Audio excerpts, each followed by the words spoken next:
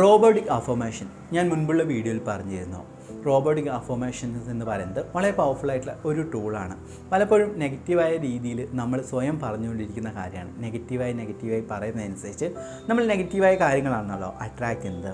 ഈ robotic affirmations use ചെയ്യേണ്ടതെന്ന് വെച്ച് കഴിഞ്ഞാൽ വെറുതെ പറയുക. അതായത് ഐ എം സ്ട്രോങ്. അത് മനസ്സിൽ ശബ്ദം ഇല്ലാതെ പറയുകയാണെങ്കിൽ നല്ലതാണ്. അതിങ്ങനെ റിപ്പീറ്റ് ചെയ്ത്, അതായത് വിഷ്വലൈസ് ഒന്നും ചെയ്യേണ്ട ആവശ്യമില്ല. അത് പറയുക, ഐ എം സ്ട്രോങ്. അത് മനസ്സിൽ പറയാം, ശബ്ദത്തിൽ പറയാം, മനസ്സിലോ ശബ്ദത്തിലോ പറയാം. അതിങ്ങനെ പറയുക. അതായത് 1 മിനിറ്റിലോ 3 മിനിറ്റിലോ അല്ലെങ്കിൽ 5 മിനിറ്റ് കൊടുത്തിട്ട് നിരന്തരമായിട്ട് പറഞ്ഞ് അതങ്ങ് വിട്ടേക്കുക.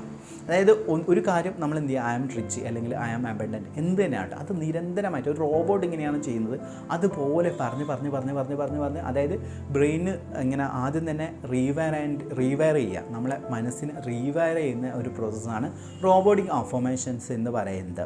അത് നമ്മൾ എന്ത് ചെയ്യാണ്, ആ ഒരു പാറ്റേൺസിനെ ബ്രേക്ക് ചെയ്യണം. അതായത് ശക്തമായി തന്നെ നമ്മൾ പറഞ്ഞ് വിഷ്വലൈസേഷൻ ആവശ്യമില്ല. ഐ എം സ്ട്രോങ് എന്ന രീതിയിൽ പറഞ്ഞ് ആ ദിവസവും നമ്മൾ റിപ്പീറ്റ് ചെയ്യുകയാണെങ്കിൽ നമ്മൾ പോലും അറിയാതെ നമ്മൾ സ്ട്രോങ് ആയിട്ട് മാറും.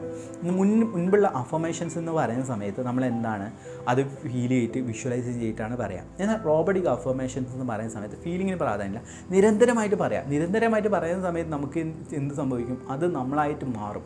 ആ വാക്ക് നമ്മളായിട്ട് മാറും. അന്നേരം അഫർമേഷൻ തെറ്റായിട്ട് കാര്യമായിട്ടില്ല, മറിച്ച് ലോ ഓഫ് അട്രാക്ഷനിലെ മറ്റൊരു ടെക്നിക്കിനെ കുറിച്ചാണ് ഞാൻ ഈ വീഡിയോയിലൂടെ പറയാൻ ആഗ്രഹിക്കുന്നത്.